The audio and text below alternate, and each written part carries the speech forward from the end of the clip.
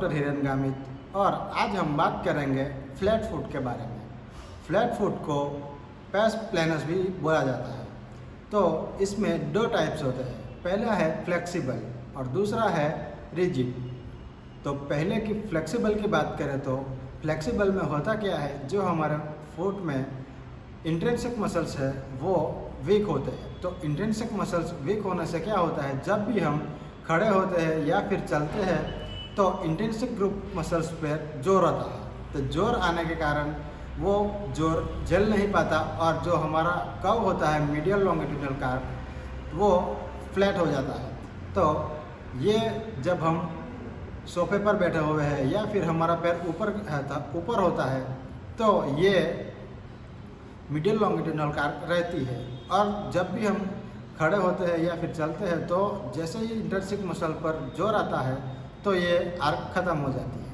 और दूसरी टाइप की जो फ्लैट फुट है उसके बारे में बात करें तो रिजिड, मतलब कि ये स्ट्रक्चरल होता है। मतलब ये हम चलते हैं, खड़े होते हैं या फिर हमारा पैर ऊपर की तरफ भी रहता है, मतलब कि इंट्रिंसिक मसल्स पर जोर आ भी रहा है या नहीं भी आ रहा है उससे कोई फ़र्क नहीं पड़ता और हमारा मीडियल लॉन्गिट्यूडनल कर्व रहता ही नहीं है कोई भी तरह से, मतलब कि ये पूरी तरह से स्ट्रक्चरल है। तो आइए अब मैं आपको इंट्रिंसिक मसल ग्रुप वीक होने के कारण जो फ्लैट फुट होता है उसके लिए मैं कुछ एक्सरसाइजेस बताता हूँ।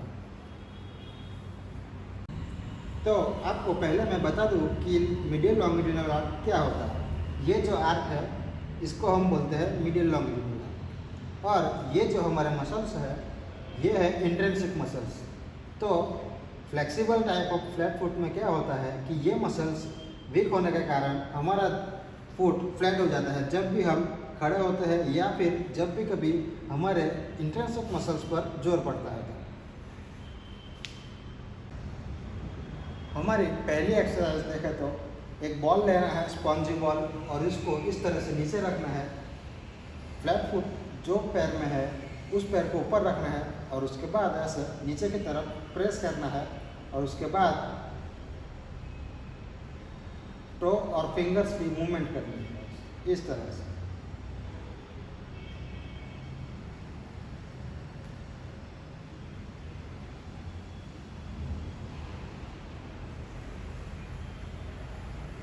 ये एक्सरसाइज करने से हमारे इंट्रिंसिक मसल्स ग्रुप को स्ट्रेंथ मिलेगी और धीरे धीरे हमारे जो ये मीडियल आर्क है उसको स्ट्रेंथ मिलने के कारण हमारी मीडियल आर्क वापस से इम्प्रूव होगी, मतलब कि ये मीडियल आर्क वापस से डेवलप होगी। हमारी सेकंड एक्सरसाइज है टो पुशिंग। हमारी सेकंड एक्सरसाइज है टो पुशिंग। इसमें क्या करना है, इस तरह से दीवार के पास में हमारे पैर को रखना है, उसके बाद हमारे टो को इस तरह से पोजीशन ले लेनी है, उसके बाद हमारे टो से इस तरह पुश करना है, मतलब कि दीवार को पुश करना है टो से। ऐसे पुश करके हमको 5 सेकंड तक होल्ड करना है। पुश करने के बाद हमको काउंट करना है 1 2 3 4 5। ये एक्सरसाइज करने के टाइम हमारे इंट्रिंसिक मसल्स पर जोर पड़ेगा। अगर आपको इंट्रिंसिक मसल पर जोर नहीं पड़ रहा है तो ये एक्सरसाइज आप गलत कर रहे हैं, और अगर आपको ये यहाँ पर इंट्रिंसिक ग्रुप मसल्स पर जोर पड़ रहा है तो ये एक्सरसाइज आप सही से कर रहे हो। इसी तरह से आपको 8 to 10 टाइम्स रिपीट करना है ये एक्सरसाइज को। हमारी थर्ड एक्सरसाइज है टो फिंगर कर्लिंग। इसमें क्या करना है, हमको रजिस्टर्ड बैंड लेना है और उसको यहाँ पर रखना है, पोजीशन लेनी है, और उसके बाद बैंड को अपनी तरफ खींचना है इस तरह से, और बाद टो और फिंगर को इस तरह से कर्ल करना है इस तरह से।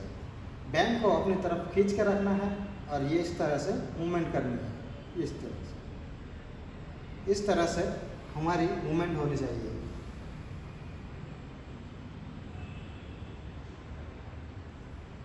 ये एक्सरसाइज आप 3 से 4 मिनट लगातार करते रहे। इस तरह से बैंड को हमारी तरफ खींच के ही रखना है और ये मूवमेंट करती रहना है। अगर आप इसमें थक जाते हैं तो 15 से 20 सेकंड का रेस्ट भी बीच में ले सकते हैं। हमारी नेक्स्ट एक्सरसाइज है टो स्टैंडिंग। इस तरह से हमें खड़ा होना है और इसके बाद नीचे जाना है। तो पहले ऐसे खड़ा होना है, उसके बाद हमको काउंट करना है 1 2 3, फिर नीचे जाना है। इसी तरह से आपको 8 to 10 रेपिटेशंस करने हैं बारी बारी।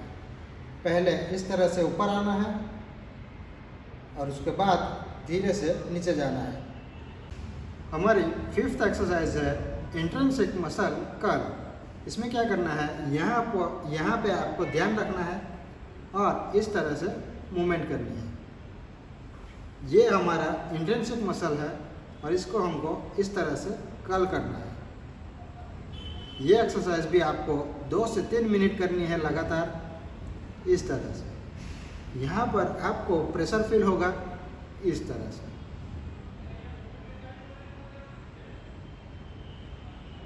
ये एक्सरसाइज करने से जो हमारी जो आर्क है वो ख़त्म हो गई है, वो धीरे धीरे से डेवलप हो जाएगी और हमारा जो फ्लैट फुट का जो प्रॉब्लम था वो भी धीमे धीमे कम हो जाएगा।